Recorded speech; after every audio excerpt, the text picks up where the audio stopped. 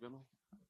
Well, Jack, obviously only a few days away from a massive card here in Perth, a country and city specifically that's been starved for a big pay-per-view. So camp's out of the way, just got to make way and fight Randy Brown. What are the emotions now? Yeah, I'm feeling good. I'm focused. I'm in my hometown, so it just feels like another day. But yeah, I'm focused. I'm ready to fight. I'm ready to put on a good fight for the crowd. Has the week felt like another fight week, given that you are the hometown guy fighting? I'm sure you have more obligations to do just around the city, I would assume. Yeah, it's been nice just to be able to go home and yeah, spend time with the family and not have to then go upstairs to a hotel room.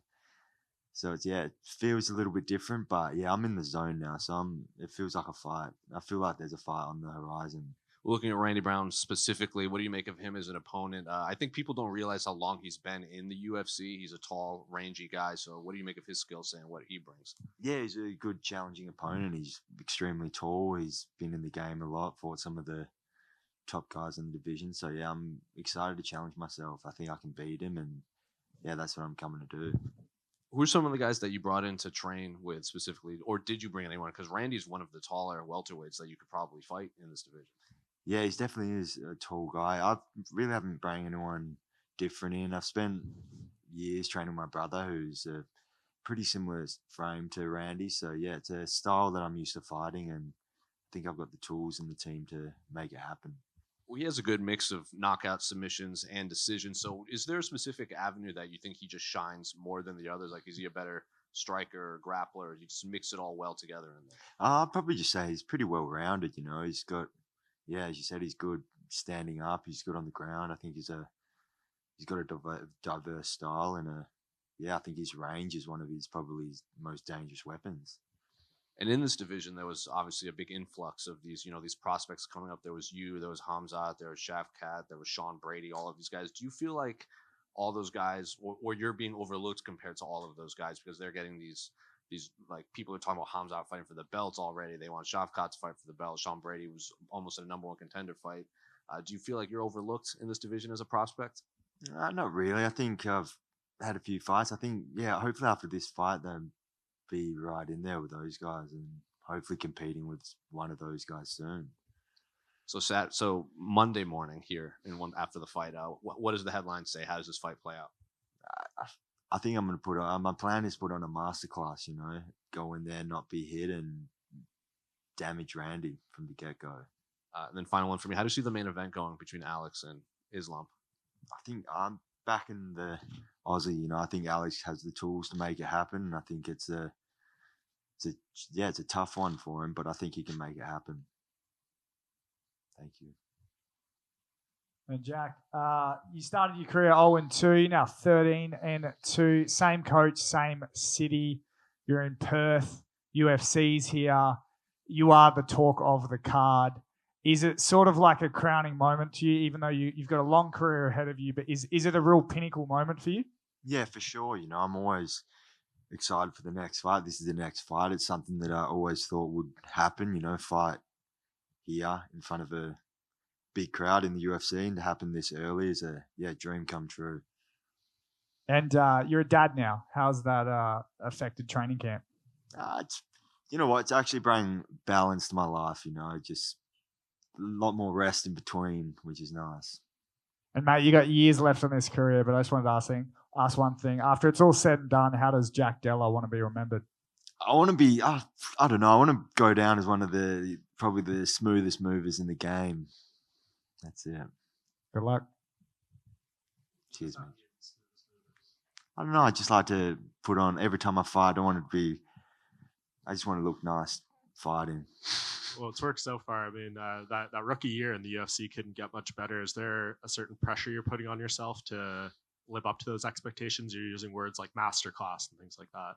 Yeah, well, that's what I'm gunning for, the perfect performance. Obviously, the perfect performance is a tough mountain to get to, I guess, but that's the plan, go in there, not get hit, and land a lot of strikes. How close were the last ones to the perfect performance? I mean, 3 first-round KOs in a row. It's pretty good.